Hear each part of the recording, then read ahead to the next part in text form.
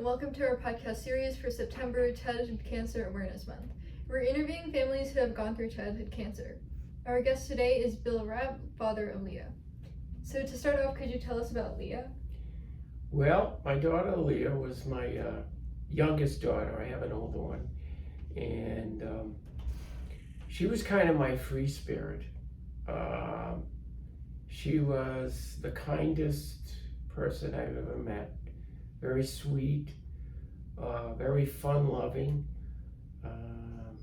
As a kid, she struggled a little bit in school. She had ADHD, but she was someone who loved all the people around her, loved her friends. She tried to play sports, but that was not really her thing. And she just was a delight and could bring a smile to anybody's face who was around her. So that's one of the things I miss the most about her. Yeah. So what was the cancer journey like? Well, in our case,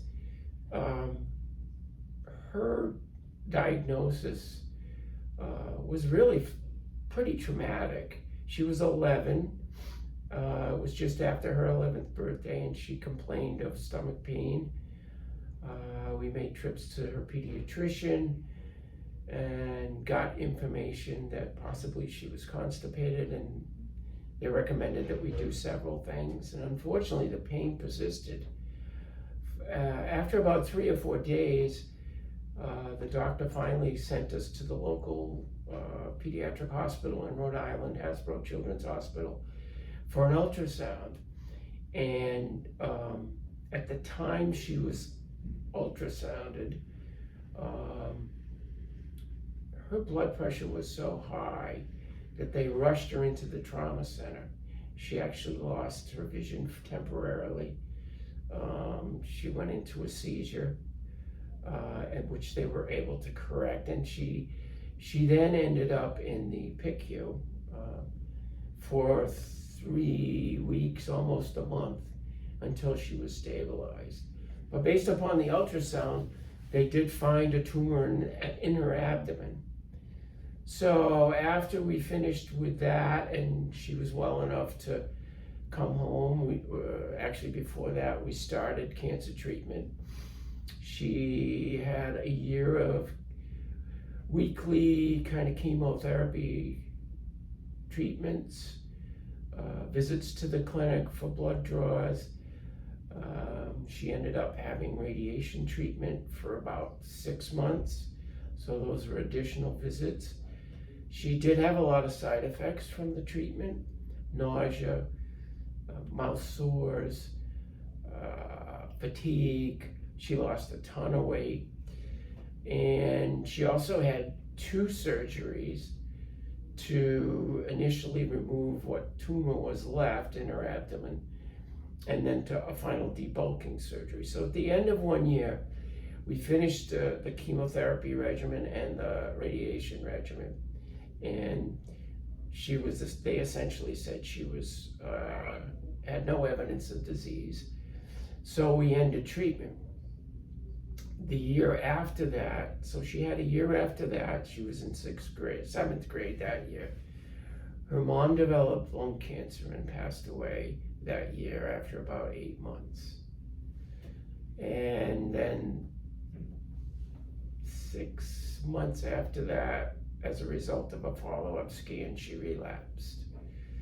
So we again went through another whole year of chemotherapy, no radiation, because she'd already had the maximum dose that she could receive. We did go to Sloan and saw one of the leading rhabdo experts there for a second opinion, but we decided to stay with the treating hospital at Hasbro. We had a great team. Dr. Ed Foreman was her oncologist, and in fact, Charles Keller here at cc-TDI knows him. And luckily, we were able to finish another year of treatment. She ended up with 2 more surgeries, and at the end of 2002,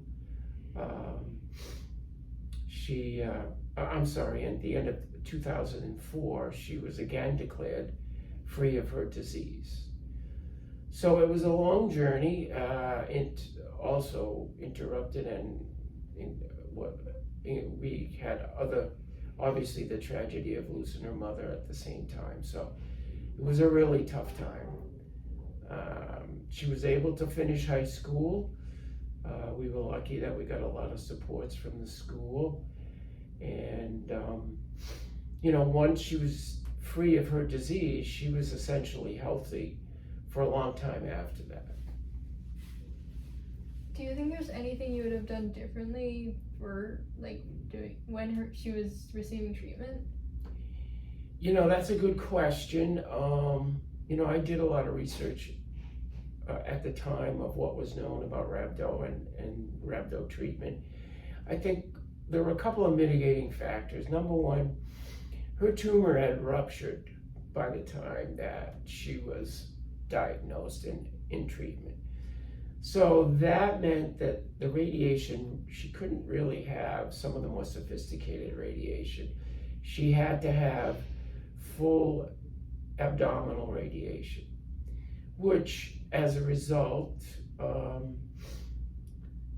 prevented her from basically, she was rendered sterile. So I know that in other cases, sometimes they try and shield ovaries, and sometimes they try and harvest eggs prior to doing the radiation, but because of her age and development, those options weren't available. So, that was one of the things that it was kind of an unintended consequence, but at the time we really didn't have any other choice. I think we were really lucky with the team that we had for a small hospital in Providence, Rhode Island, and especially since even though we got some different recommendations from the doctor at Sloan, I feel like her oncologist, Dr. Foreman, was able to really put together a tailored regimen of chemotherapy for the relapse that amazingly worked. So, other than that, I can't think of anything else I really could have or would have done differently. So, how do you think your perspective on childhood cancer or cancer in general changed after Leah? Well, I mean, most parents, as their kids are growing up, the last thing they would think about was having a child have cancer. That's like talk about coming out of the blue. So the ensuing journey afterwards it's a real huge roller coaster, and it obviously made me a lot more sensitive to childhood cancer in general, specifically rhabdomyosarcoma. We made very good friends with other patients.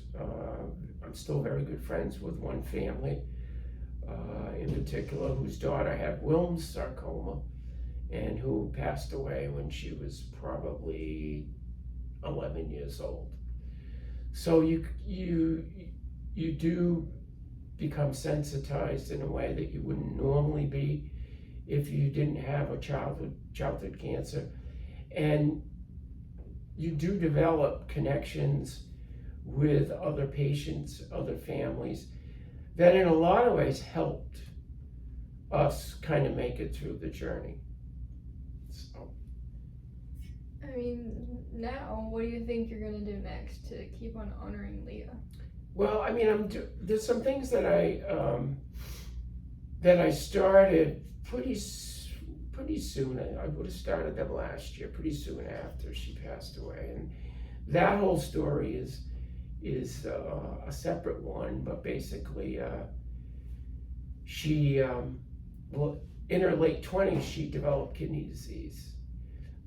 She had to have reconstructive surgery on a ureter. All of this was caused by the radiation and chemo she had as a youngster. She ended up having both kidneys removed and then ultimately was on dialysis. Fortunately, we were approved for a transplant, and I was approved as a donor. And we did have a transplant in 2022.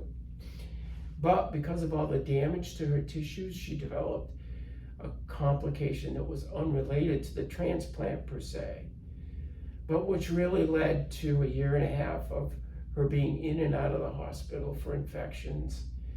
And ultimately, she developed resistance to a lot of the antibiotics, so she ended up with sepsis. And they did ultimately try one last surgical technique to try. They tried other things that didn't work to correct the complication, and unfortunately, the surgery wasn't successful, and there were complications from that. And so that's when she passed away at age 34. So in the last year or so, I've done a couple of things. One is I became more involved with cc-TDI. Before that, I had donated on a monthly basis, and I kind of knew about the lab. So last year, I funded 2 summer research interns.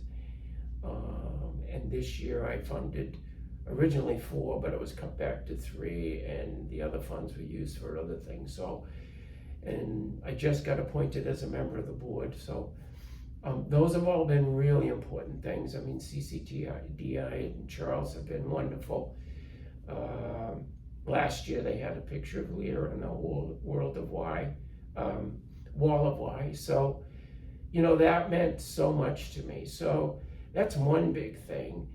The other thing I did was I created a funding stream for the palliative care team at Dana-Farber, because we did have a lot of contact with them, especially at the end of her life.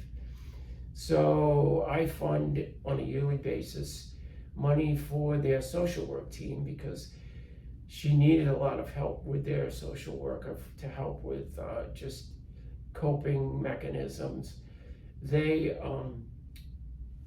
go to conferences and have they've been able to go and travel and present at different conferences for palliative care social workers. So I did do that.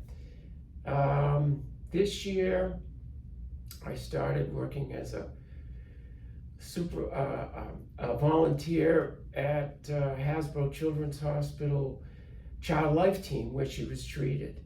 And essentially, I volunteer a couple of weeks with the patients there. We basically provide emotional support and age-appropriate games and activities for some of the patients.